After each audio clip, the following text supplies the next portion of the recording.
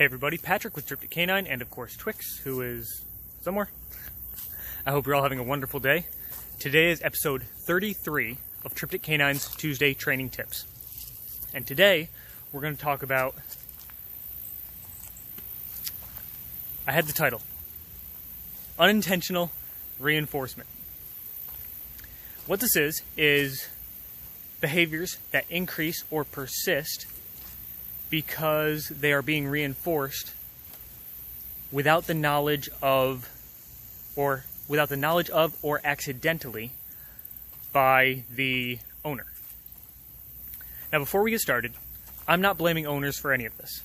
Okay, for the most part, like 99.9% of owners do the best they can with the knowledge and skills they have. And that's all anybody can ask, is that you do the best you can with the knowledge and skills you have. So, now that that's out of the way, and I'm also not talking about like puppies.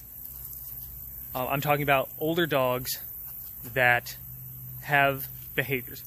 It can start in puppyhood, and sometimes it does, and then just persist into teenage and adulthood. But we're talking about adult dogs because puppies, they're just learning to do things. So we're just talking about mostly teenage and adult dogs and behaviors that persist due to unintentional reinforcement. So something like this is going to be, you go to put your dog in the car, and once your dog gets in the car, it starts freaking out. Like, it just goes crazy, bouncing off the walls, barking, tearing stuff up, everything like that. And owners, what they usually do, immediately get the dog out of the car.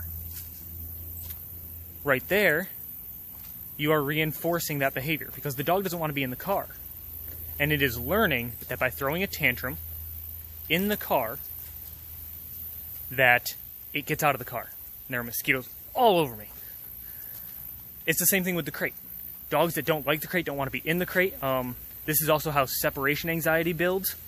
With the dog starts going crazy, it goes crazy, thrashing about in the cage, or the crate, cage, whatever. Kennel, crate, and the owner lets it out. Dog starts barking and whining a lot in the crate. Now, this is outside of if the dog needs to go to the bathroom.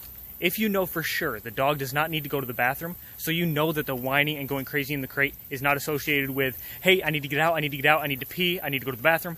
If you know it's not for that, then this is what we're talking about. It goes crazy in the crate, it goes crazy in the car. So you take it out of the crate, you take it out of the car. It just learned that going crazy, throwing a tantrum, gets it what it wants. Another example of this is a dog that incessantly barks, so its owner will give it a treat or squeak a toy to try to distract it. Guess what? You just taught the dog barking gets you a treat, or barking gets you a toy. Now, some people will say, wait for the dog to stop and then reward it. If you give it a reward right after it stops, that's like... Well, I'll just use a bit of a drastic example. That's like a bully punching a kid in the face repeatedly. And when the bully stops punching the kid, you give him 20 bucks. Guess what he's going to learn eventually?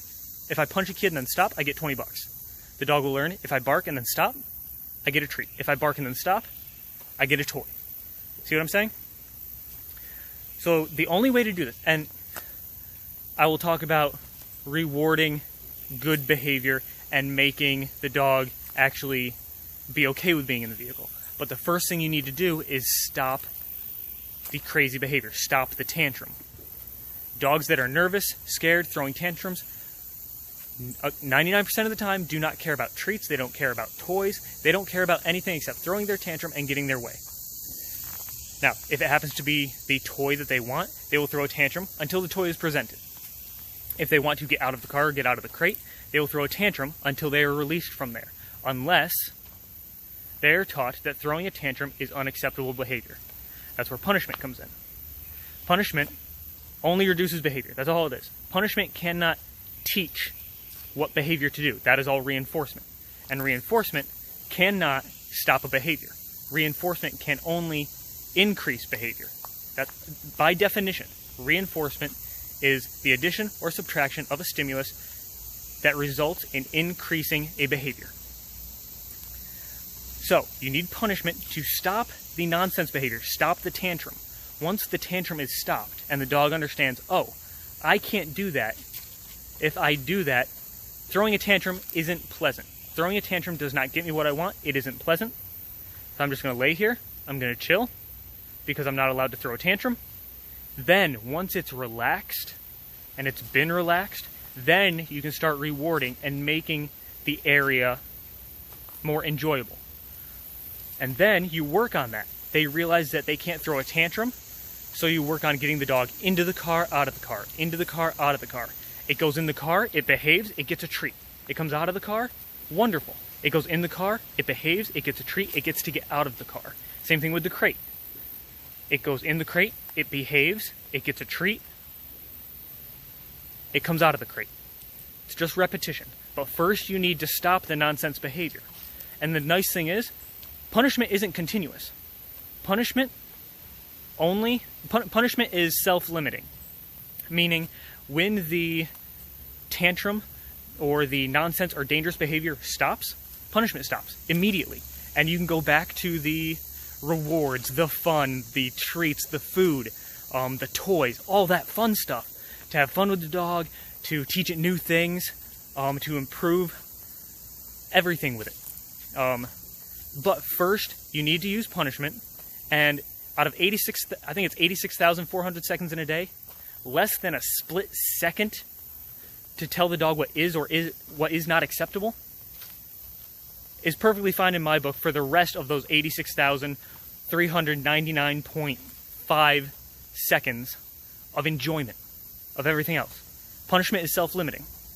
It stops when the dangerous or nonsense behavior stops. And then you go back to treats, rewards, reinforcement to teach the dog what you want. So with like a barking dog, it needs to be corrected or punished. You use a punisher, and the barking stops.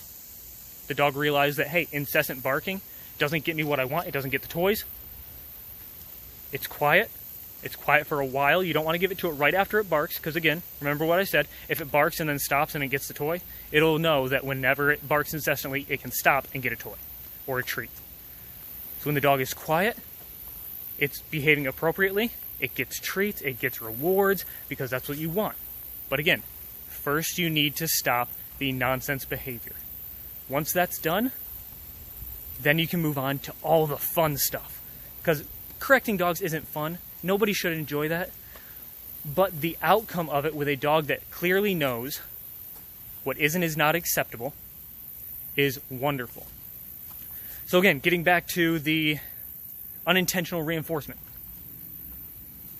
Putting your dog in the car or in the crate or anywhere else and it just starts barking, lunging at dogs, going crazy in the crate, going crazy in the car, and you let it out, or you give it a toy, or you quote unquote redirect it, it's not going to stop the behavior.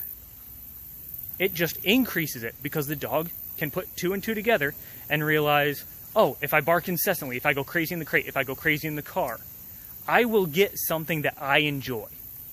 And the other thing is, most of those behaviors can be self-reinforcing.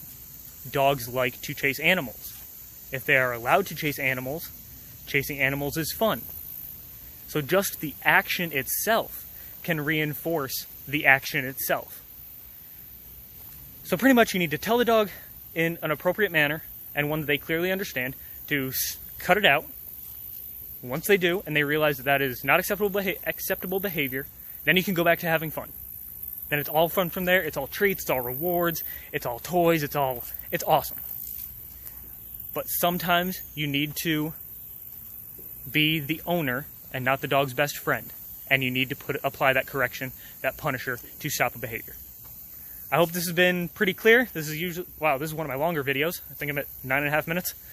Anyway, I hope that was clear. If any of you have any questions, comments, concerns, want clarification for anything, please let me know. I will gladly do what I can to answer any questions as clearly and quickly as possible. I hope you all have a wonderful day. Get out there, train your dogs, and have some fun, because training never ends.